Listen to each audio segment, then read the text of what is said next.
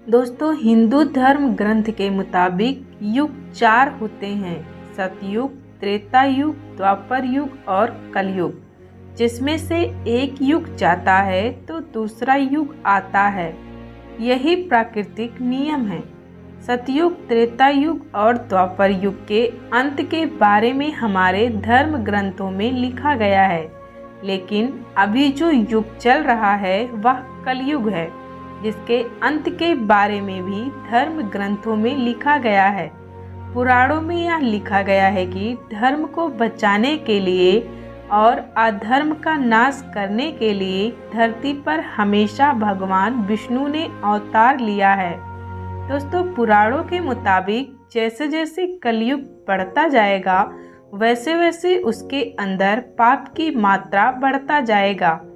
कलयुग के अंत को लेकर बहुत से भविष्यवक्ताओं ने भविष्यवाणी भी की है। उन्हीं भविष्यवक्ताओं में से एक हैं संत अच्युतानंद दास महाराज जी, जिन्होंने भविष्य देखने की अद्भुत शक्तियों द्वारा भविष्यमलिका ग्रंथ लिखा था, जिसके अंदर कलयुग के अंत को लेकर उन घटनाओं का जिक्र किया है जो तब घटित होंगे जब कलयुग का अंत निकट होगा। भविष्यमलिका में तीर्थ स्थलों का भी जिक्र किया है, जिसमें से कुछ संकेत कलयुग के अंत के समय देखने को मिलेंगे। तो दोस्तों, आज के वीडियो में हम उन्हीं तीर्थ स्थलों के बारे में जानेंगे जिनके घटनाओं का संकेत भविष्यमालिका में किया गया है। दोस्तों, एक ऐसा धाम जिसकी यात्रा करने से मनुष्य को पुनः गर्भ से उत्पन्न नहीं होना पड़ता। जी हाँ दोस्तों, हम बात कर रहे हैं बद्रीनाथ धाम की, जिसको लेकर मान्यता है कि जो आए बद्री वो न आए उद्री। शास्त्रों में ऐसा कहा जाता है कि बद्रीनाथ धाम की यात्रा लाइफ में 2 बार अवश्य करना चाहिए, क्योंकि ऐसा करने से मनुष्य को पुनः जन्म नहीं लेना पड़ता। दोस्तों, क्या आप सभी ने कभी यह बात सुना है कि गंगा नदी धरती से हमेशा के लिए विलुप्त हो जाएंगी? क्या एक समय ऐसा भी आएगा जब बद्रीनाथ धाम अपनी जगह से हमेशा के लिए गायब हो जाएगा? जी हाँ दोस्तों, इन्हीं सब बातों का वर्णन भविष्यमालिका में किया गया है। भविष्यमालिका के मुताबिक जिस दिन गंगा नदी धरती से स्वर्ग की ओर चली जाएंगी, उस दिन बद्रीनाथ धाम का रास्ता हमेशा के लिए बंद हो जाएगा। दोस्तों, बद्रीनाथ धाम से लगभग 46 किलोमीटर की दूरी पर जोशीमठ में एक नरसिंह भगवान का मंदिर स्थापित है, जिसको लेकर मान्यता है कि नरसिंह भगवान की मूर्ति दिन प्रतिदिन पतली होती जा रही है। आज के समय में अगर देखा जाए तो वही कलाई सुई के गोलाई के आकार में हो गया है।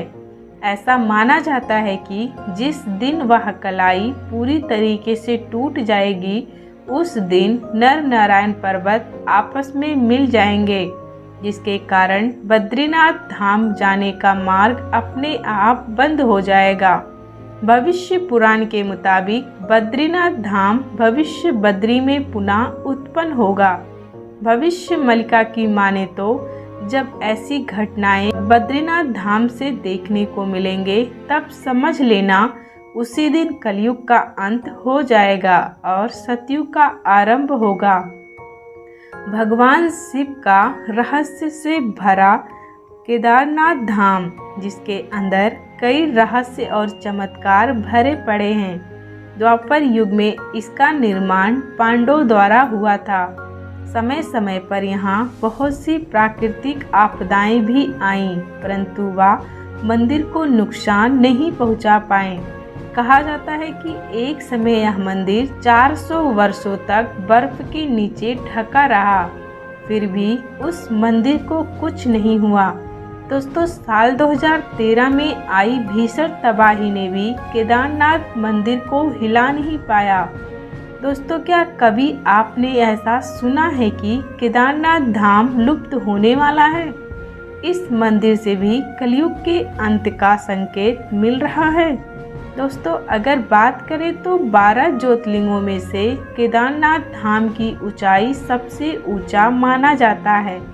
उत्तराखंड में भगवान शिव का यह सबसे विशाल मंदिर माना जाता है, जो कि मंदाकिनी नदी के किनारे 3581 किलोमीटर की ऊंचाई पर स्थित है। लेकिन दोस्तों क्या आपको पता है कि भविष्यवाणिका में केदारनाथ धाम को भी लुप्त होने का जिक्र पाया गया है। केदारनाथ धाम हिंदू आस्था का बड़ा केंद्र माना जाता है। यहाँ पर आने वाले व्यक्ति को स्वर्ग का आभास होता है। भविष्यवाणिका में यह लिखा गया है कि केदारनाथ धाम लुप्त हो जाएगा और पुनः भविष्य केदारनाथ के रूप में उत्पन्न होगा।